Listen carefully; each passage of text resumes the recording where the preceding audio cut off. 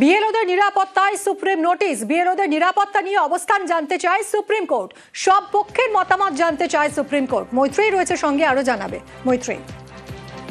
দেখো, আজকে বিএলওদের সুরক্ষার কথা, বিশেষত রাজ্যে বিএলওদের সুরক্ষার কথা একটি পিটিশনে উঠে এসেছিল এবং সেই পিটিশনে উল্লেখ করা হয় যে বিএলওদেরকে হুমকি দেওয়া হচ্ছে, তাদের জীবনের সমস্যা রয়েছে, ফলে পুলিশ দিয়ে তাদের নিরাপত্তা দেওয়া হোক অথবা কেন্দ্রীয় বাহিনী মোতায়েন করা হোক। এই পরিপ্রেক্ষিতে দাঁড়িয়েই সর্বোচ্চ আদালত, জাতীয় নির্বাচন কমিশন, পশ্চিমবঙ্গ এবং সহ সমস্ত পক্ষের কাছ থেকে তাদের বক্তব্য জানতে চেয়েছে যে এই যে অভিযোগ করা হচ্ছে সেক্ষেত্রে তাদের কি পর্যবেক্ষণ রয়েছে। তবে বিএলওদের সুরক্ষার বিষয়টা কিন্তু যথেষ্ট গুরুত্ব সহকারে দেখছে সর্বোচ্চ আদালত।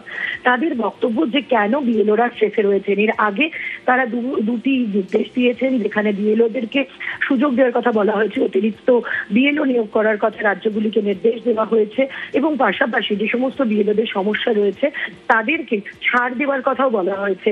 কিন্তু বিএলওদের ওপর যদি কোনো পক্ষ থেকে চাপ আসে, সেটা রাজনৈতিক ব্যক্তি হতে পারে, সেটার কাজের চাপ হতে পারে, অথবা সেটা সাধারণ মানুষ এমনকি পুলিশ হতে পারে, এই চাপ কোথা থেকে আসছে এবং তাদের কতটা ঝুঁকি রয়েছে সেই বিষয়গুলো সম্পর্কে তারা স্পষ্ট ধারণা করতে চান। তারা স্পষ্ট আজকে বলে দিয়েছেন যে তারা কোনো এক পক্ষের ন্যারেটিভ কোট আনকোট বিশ্বাস করতে তারা চান না।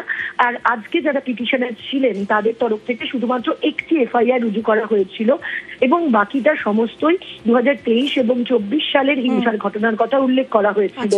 সেখানে আদালত স্পষ্টতই বলে দিয়েছে যে তাদেরকে আগে প্রমাণ করতে হবে যে পশ্চিমবঙ্গের অবস্থাটা একেবারেই অন্যান্য জায়গার থেকে আলাদা এবং সেই কারণে পশ্চিমবঙ্গের জন্য আলাদা নির্দেশ দিতে হবে, নচেত গোটা সমস্ত রাজ্যগুলিতে বিএলওদের সুরক্ষার যে অবস্থা সেটা তারা